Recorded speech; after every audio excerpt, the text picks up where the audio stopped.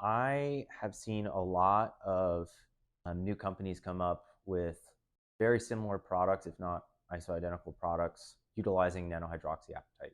I have several concerns. If you don't know me, I actually read the literature like a lot.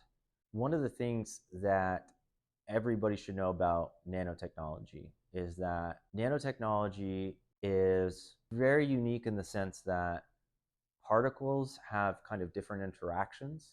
And one of the problems that presents is nanoparticles can destabilize.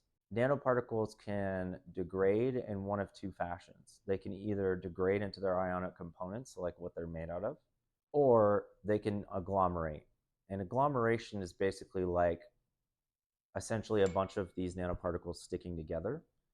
When that would be a problem is if you have a compound that is stabilized not poorly, but poorly for its application. Nanohydroxyapatite has the issue of being primarily stabilized via ionic interactions.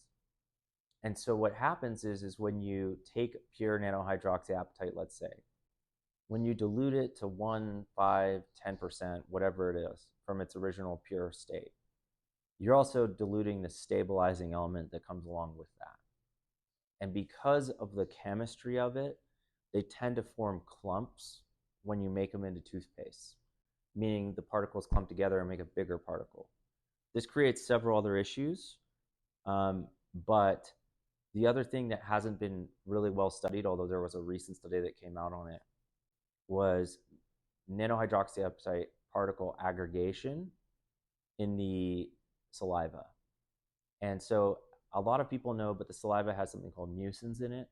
Mucins are glycoproteins that are what make your saliva kind of viscous and ropey.